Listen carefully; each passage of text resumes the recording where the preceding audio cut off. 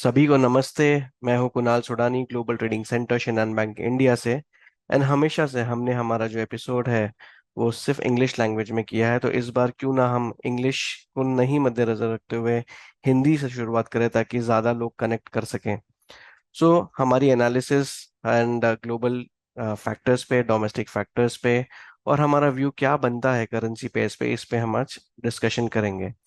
तो सबसे पहले अगर हम बात करें एफपीआई फ्लोज के जो इंडिया में आते हैं, अगर डेट फ्लोज की बात करें इस साल की, तो 1,05,000 करोड़ का डेट फ्लोज हमने देखा है, दैट इज इनफ्लोज। और अगर हम इक्विटी फ्लोज की बात करें तो 24,000 करोड़ के इनफ्लो हमने देखे हैं इस पूरे साल में 2024 में। वहीं अगर हम बात करें अगस्त महीने की, तो अगस्त महीने में भी हमने इनफ्लोज देखे हैं डेट डेट फंड पे, अज्यूमिंग अराउंड 11,000 करोड़ के आसपास। एंड अगर इक्विटी की बात करें तो वहाँ कहीं ना कहीं अराउंड 10,000 करोड़ का आउटफ्लो देखा गया है। सो 10 से 15 हजार कह सकते हैं। उनके बीच में कहीं एक नंबर है जहाँ पे ये आउटफ्लोज हैं। सो ओवरऑल अगर हम फ्लोज की बात करें तो अभी भी ये फ्लोज पॉजिटिव बने हुए हैं। हम निफ्टी की बात करें तो 25,000 क्रॉस करके नियर ऑल टाइम हाइस पे ही वो खड़ा है। अगर हम दूसरे मार्केट्स की भी बात करें तो रिस्क ऑन रैली फिर भी देखी जा रही है, थोड़ा सा कंसोलिडेशन फेज आता है, बट कहीं ना कहीं मनी रिस्कियर एसेट्स में ही जा रहा है। बट सरप्राइजिंग बात यह भी है, अगर हम गोल्ड की बात करें तो $2,500 के अराउंड या उसके ऊपर गोल्ड भी ट्रेड कर रहा है। ब्रेंट क्रूड प्राइसेस की बात करें तो वो भी अराउंड $80, 79 से $80 पर बैरल के आसपास ट्रेड कर रहा है। और डॉलर इंडेक्स की बात करें तो डॉलर इंडेक्स काफी नीचे आके 100.58 के आसपास का लो बनाया डॉलर इंडेक्स ने। और अगर डॉलर इंडेक्स की और ज्यादा बात करें तो डॉलर इंडेक्स का जो ये लो हमने देखा था दिसंबर 2023 में, और अगर उसके पहले की बात करें जो इसके नीचे जो स्तर देखा गया है वो 99.58 के आसपास है। वो जुलाई 2023 में बना था। सो कहीं ना कहीं एक इम्पोर्टेंट सपोर्ट 99.58 लेवल बनता है यहाँ से। और दूसरी तरफ ये रीजन ये भी है कि एग्रेसिवनेस जो है फेड रेट कट की वो काफी ज्यादा बढ़ गई है।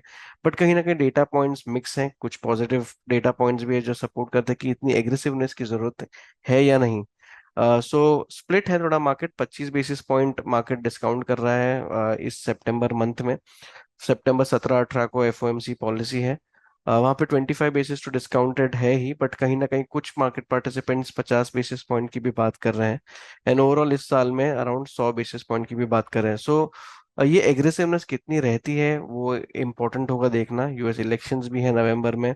सो उसका क्या रोल यहाँ रहता है, वो भी काफी मायने रखेगा। सो डॉलर इंडेक्स डेफिनेटली नजर रखेंगे, बट अगर इसका रिफ्लेक्शन हम देखें रुपी में तो देर इज, मतलब देखा जाए तो देर इज नो कोरिलेशन। अगर आप देखेंगे कि अगर डॉलर इंडेक्स नीचे आ रहा है तो रुपी क्यों नहीं हो रहा सूद, बिकॉज रुपी कहीं ना कहीं एक ब्रॉडर बैंड में फंसा हुआ है, 83.75 से लेके 84 बिग फिगर के बीच में।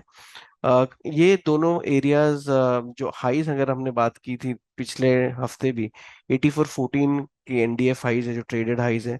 बट 84 बिग फिगर इटसेल्फ एक साइकोलॉजिकल बैरियर बना हुआ है, और नीचे डॉलर इंडेक्स के इतने टूटने के बाद भी रुपी को कोई सहारा नहीं मिला है।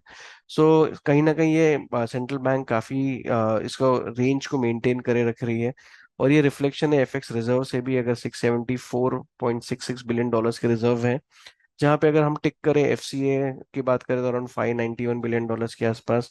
गोल्ड, हमारे एसडीआर और India's reserve position with IMF, हर जगह बढ़ोतरी ही हुई है।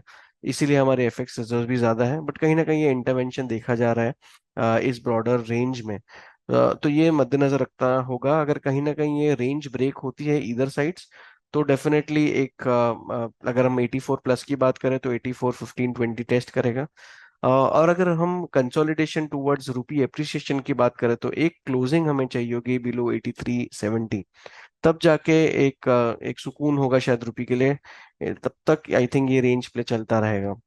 सो दैट्स ऑल मेरी तरफ से दोस्तों, एंड आई होप थोड़ा सा चेंज मिला हो आप सबको भी, और व्यूज आपको वैल्यूएबल लगे हो। Thank you so much.